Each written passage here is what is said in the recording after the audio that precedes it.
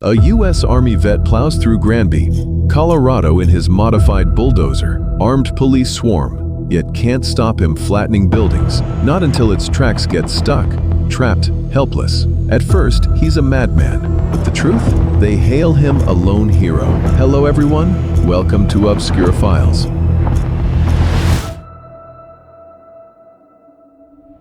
Back in 1944, sci-fi writer Theodore Sturgeon published a short story called Killdozer in a pulp magazine. It's about a mysterious force that takes over a bulldozer during World War II, destroying island fortifications and slaughtering workers. The name stuck. Exactly 60 years later, America witnessed a real-life Killdozer, a modified bulldozer flattening half a town, racking up $7 million in damage. This was a man driven to rage, out for revenge against the power that crushed him. Today, we're diving into how a regular guy became a one-man army. Let's rewind to 2004, Granby, Colorado. Granby was a quiet dot on the map, just 1,000 people, a town that'd been peaceful since its founding in 1905. No major crime, no chaos, just folks living slow, easy lives. That all changed on June 4, 2004, when a 911 call shattered 100 years of calm. 911, what's your emergency? This is Sherry at the trash company, and there is a bulldozer over a mountain park of concrete destroying their building. It's destroying the building? Okay, Yeah. Is anyone on it? Yeah, it's all encased in metal, and you can't see who's driving or anything.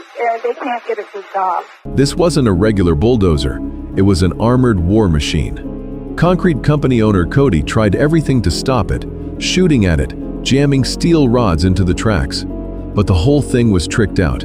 The cabin wrapped in thick steel plating that laughed off every attack. Worse, it had gun ports.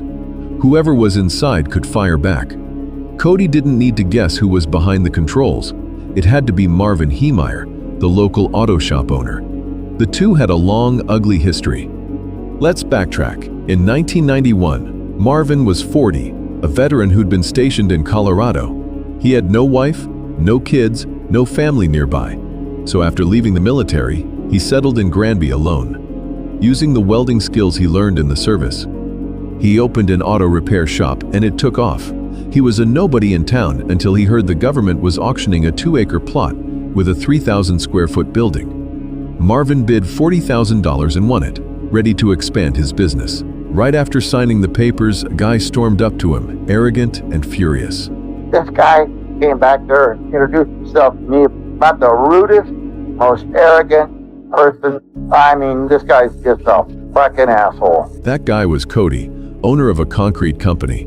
He'd lost the auction to Marvin, and he was seething. Marvin was a veteran who'd seen combat, so he brushed it off. But he didn't know. Cody was connected to the Thompsons, Granby's most powerful family, and he had no idea how much they'd make him pay down the line. Marvin scaled back his expansion plans, selling most of the land and building a small shop and warehouse on the rest. Total cost $42,000 for the land and construction. The shop thrived, and Marvin fit right into Granby.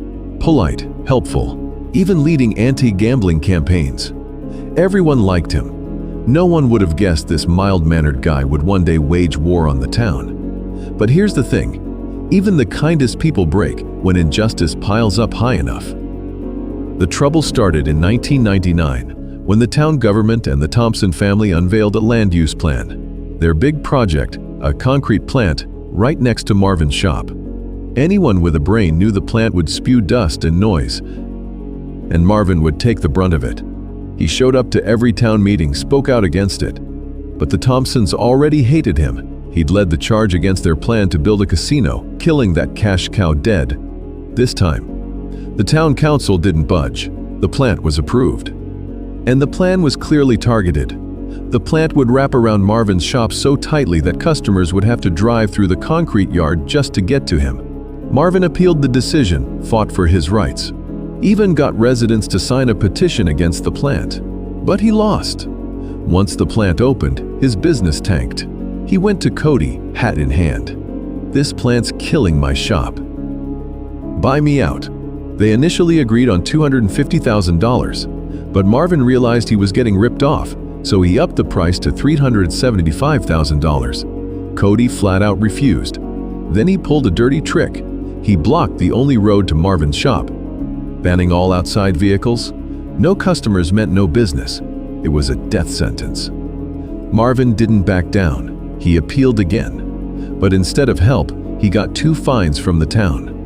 One for having junk cars outside his shop, another for polluting the environment because his drain didn't connect to the town's sewer system. Here's the kicker. Years earlier, the Thompson Run Sewer Board had ordered Marvin to hook up to the public line, costing $60,000 to $80,000. That's more than he paid for his land and shop combined. His shop was only 18 meters from the sewer line. He offered to do the work himself to save money. But 2.4 meters of the trench would cross Cody's concrete plant land. He needed an easement, but the town, the council, and Cody all said no. It was a setup. So Marvin was stuck. His shop was boxed in. He faced crippling fines, and he couldn't fix the sewer without permission. But he kept fighting every legal way possible. For 2 years, he sued the council, rallied residents to protest the plant, and even bought a bulldozer to carve a new road to his shop, since the other sides were blocked. Then 2002 hit. The government did a surprise inspection, fined him again for pollution, and ordered immediate fixes. Marvin refused to accept their unfair plan or pay the fine. The town's response: revoke his business license. His livelihood was gone. By 2003, most Granby residents knew Marvin was being targeted. Everyone could see the corruption between the government and the Thompsons. But a local newspaper, acting on the town's orders, ran hit pieces on Marvin and other environmental activists. The government accused him of breaking the law during his protests, hit him with more fines. Late that year, Marvin had no choice but to pay a $2,500 fine. Furious, he scrawled one word in big letters on the check's margin: coward. Cowards and Liars Department. His plan to build a new road was denied a permit. Then, more heartbreak. His father passed away, and his fiancée left him. Broken and desperate, Marvin sold most of his remaining land to a scrapyard for pennies on the dollar. All he had left was that bulldozer and his empty, abandoned shop. He was crushed by helplessness, anger and grief boiling inside him. This wasn't about money. It was about respect. He'd played by every rule, used every legal tool, and got nothing but betrayal. The people who twisted the law had snuffed out his hope for justice. The system failed him, and a good man was about to become a vigilante. And the world will write stories about how wrong I am. And without a doubt, I wish it could be done a different way. But there is no way to make this right. You picked on the wrong man. In 2003, Marvin hauled that bulldozer into his shop and got to work. He wasn't just fixing it, he was building a tank. He layered steel plates and concrete to make nearly a ton of composite armor, shielding the cabin, engine, and tracks. It could stop bullets, even armor-piercing rounds. He installed 6 bulletproof cameras around the hull with high-pressure blowers to clear dust and debris off the lenses. Inside the cabin, 3 gun ports for rifles to fight back. He added AC and stockpiled food. He was ready for a long fight. For over a year, he lived and worked in that shop, watching A Man Apart starring Vin Diesel on repeat. The movie's hero is a lone wolf who cleans up a corrupt system, and that's what Marvin wanted to be. He had enough money from his shop to leave Granby and start over. But he didn't. He said, what he'd lost was nothing compared to what he was owed. 10 years of injustice, 10 years of being pushed around. He was done with the concrete dust in his lungs and the smirks from the powerful. He was going to crush the unfairness with his own hands. You took advantage of my good nature. Well, I think there's something you should learn here. For as good as a man can be, also can he be as bad. When you visit evil upon someone, be assured it will revisit you.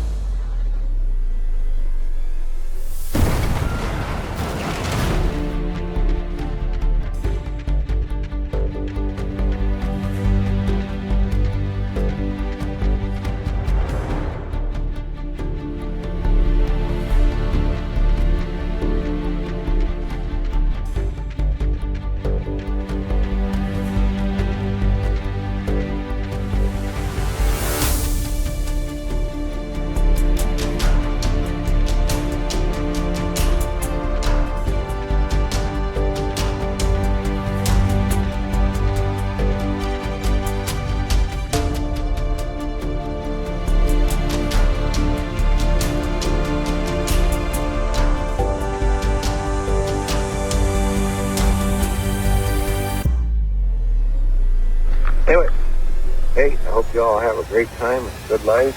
I've had a great life. We'll see you later.